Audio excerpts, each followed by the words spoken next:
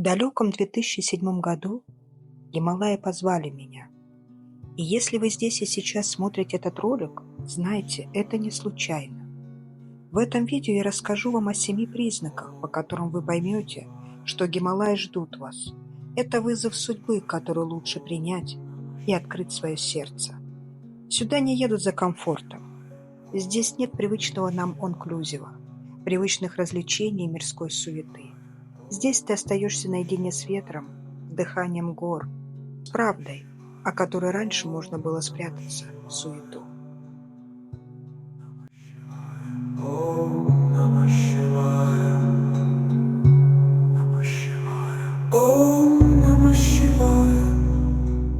Признак первый. Ты все чаще мечтаешь о тишине и уединении. Ты замечаешь, что больше не хочешь быть в центре событий. Раньше ты искал или искала шум, людей, движения, а теперь хочется просто молчания. Не одиночества в грусти, нет, а тишины, в которой тебя никто не трогает. Где-то ты просто можешь быть. Может быть, ты все еще среди людей, но чувствуешь себя отдельно. Как будто весь этот ритм уже не твой, как будто внутри что-то говорит «остановись». Это не слабость, это глубина, которая просыпается внутри тебя.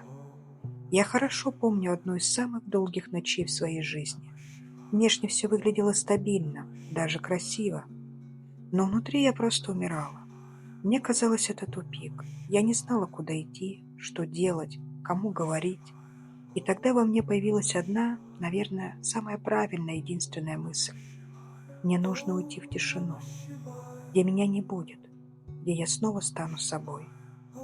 Я хорошо помню этот свой первый сбор в Гималайи. Испуганные глаза близких, немая длинная пауза. Никто не понимал, зачем мне это нужно. Но я уже точно знала. Гималаи ждут меня. Никакое объяснение не нужно, когда тебя изнутри что-то зовет. И я помню тот самый свой первый рассвет в Гималаях. Это было именно то состояние, которое я так долго искала. Не просто красивый вид. Это было ощущение жизни, тишина, воздух, пространство. И я настоящая. Это был мой долгожданный рассвет после длинной ночи моей души. Если ты мечтаешь о тишине, если тебе все чаще хочется просто исчезнуть, не из мира, а вглубь себя, возможно, Гималаи зовут и тебя, просто очень тихо, как умеют звать только они.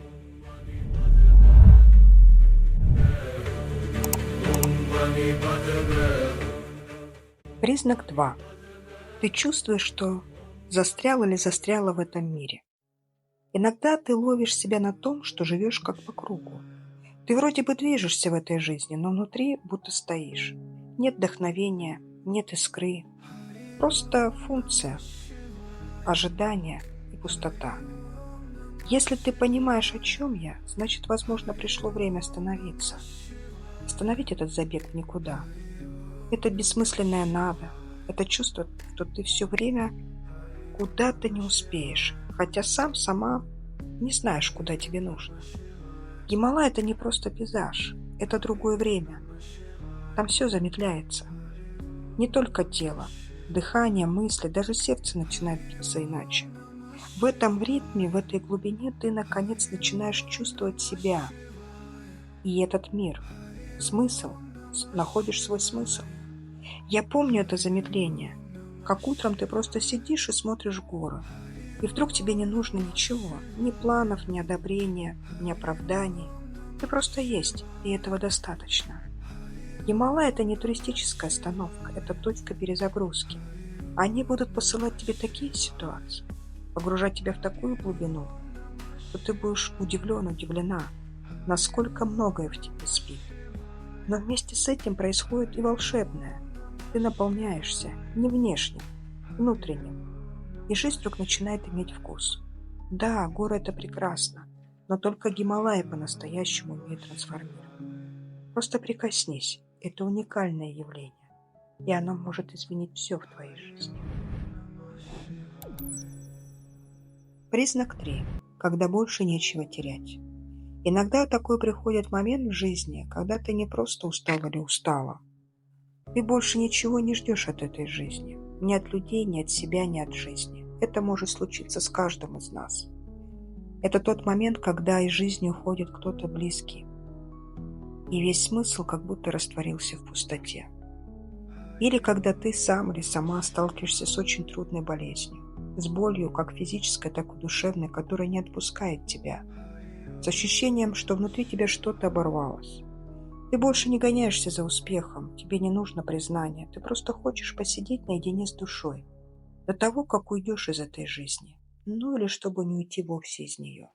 Я знаю, как это. Я сама проходила через это.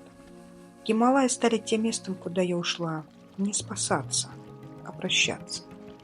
Я уехала туда с болью, которой никто не видел. Чувствовала, что внутри меня пустыня.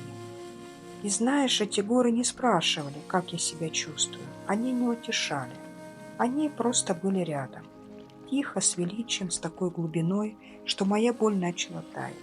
Не потому, что она исчезла, а потому, что нашла место, где ей можно быть. Где ее не отталкивают, где ее принимают. Гималаи вылечили мне сердце. Не за один, конечно, день. Иногда нам не нужен смысл, нам нужно просто теплое место, где душа может дышать. И если ты сейчас на грани, если ты больше ничего не ждешь, может быть, пора уйти туда, где не ждут от тебя ничего, кроме одного – уйти. Расскажи, как лазил по горам. Да, это может нагнать сон. Эти истории скучны даже для меня. Расскажи, что тебе в этом нравится. Что? Абсолютная простота. Вот что мне нравится. Когда лезешь в гору, в голове полная ясность.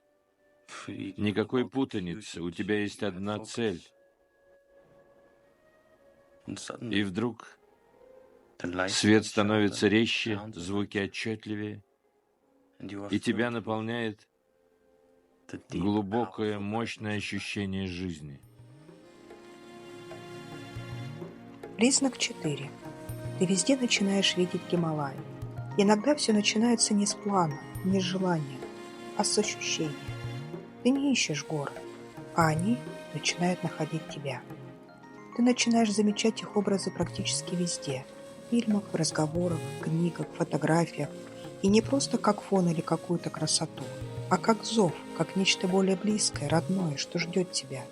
Внутри появляется чувство, будто есть место, где ты должен или должна побывать, где что-то важное произойдет с тобой, где все встанет на свое место. Мир начинает говорить с тобой на каком-то тебе непонятном языке. Ты часто встречаешь случайные сайты с турами, видео, которое случайно включилось, фраза от незнакомца о Гималаях, сказанная как бы мимоходом. Это не совпадение, это приглашение. Так Гималаи зовут. Не громко, как будто внутренним эхом, который ты не можешь сам себе объяснить. Признак 5. Ты познал или познала многое, но главное, так и не узнал или не узнала. Ты могла пройти долгий путь, учиться, исследовать, искать себя в книгах, в людях, в путешествиях. Ты мог или могла быть в десятке странах, слышать великие речи, медитировать, молиться, очищаться. И все это, конечно, было с тобой по-настоящему. Но где-то глубоко внутри оставалась и какая-то маленькая пустота, тонкая, почти невидимая. Как будто ты все это делал, но самое главное так и не пришло в твою жизнь. Я не раз встречала таких людей, очень светлых, глубоких, очень интересных собеседников. Прошедшие через многое, они всегда говорили практически одну и ту же фразу. «Я знала или знала многое, но, знаешь, говорит, самого главного не узнал или не узнала о себе ничего». А потом они ехали в Гималаи. Именно туда, где нельзя спрятаться за свои знания, где никакие техники не работают в принципе. Потому что Гималаи – это не практика, это присутствие. Это даршан самой Земли, это сатсанг с вечностью. Если ты это чувствуешь, то значит, наверное, всего скорее ты та самая душа, которая приходит в этот мир не в первый раз. Души, которым нужен не просто отдых, а место, где душа может зарядиться на следующую жизнь. или уже обрести мокшу. Место, где не берешь знания, а вспоминаешь истину. Признак 6. Ты ищешь настоящую практику. Это не зов о спасении и не побег от боли. Это другое. Это момент, когда ты сам или сама выбираешь путь. Когда ты чувствуешь, что тебе нужно не вдохновение, а работа над собой. Глубокая, честная, без комфорта. Я хорошо помню это ощущение. Ты не ждешь легкости, ты не ищешь лакшери. Ты готов или готова к внутренней аскезе. Когда тело замирает от холода, душа в это время начинает по-настоящему молиться. Когда нет ни мягкой подушки, ни Wi-Fi, но есть главное – встреча с самим собой настоящим. Я помню стелящийся утренний туман в своей келье, глиняный пол, спальный мешок на нем и мой паспорт, который промок от муссона, еда, которая не имела вкуса, и изнуряющая монотонная практика. Это было тяжело, страшно, но потом пришло то, ради чего все это было. Оно того стоило. Признак 7. Ты чувствуешь, что пришло время делиться. Гималая – это не просто горы, это храм встреч. Место, где ты встречаешь свое предназначение. Место, где ты встречаешь свои родные души, тех, кого ты так долго искал или искала среди этого шумного мира. И, может быть, уже начал или начала сомневаться, что они вообще существуют. В Гималаях все подлинно. Там нельзя скрыться. Души там обнажены. Именно в этой правде рождаются самые глубокие связи. Те, кто прошли с тобой Гималаи, останутся с тобой навсегда. Потому что вы были вместе в момент истины. Если вы досмотрели это видео до конца, то это не просто просмотр. Это тот самый зов. Случайности не бывает в нашем мире. Если вы почувствовали отклик, нашли в себе хотя бы один из 7 признаков, знайте, эта медитация души была не случайна для вас. Возможно, я тот самый для вас Даршан-проводник. Ваша первая родственная душа, встретившись с которой, вы сможете пойти туда, куда зовет вас сама ваша душа. Может быть, ваше время уже пришло. Подумайте об этом. И не важно, в какой вы сейчас точке своего земного пути. Важно, что вы услышали, почувствовали, увидели.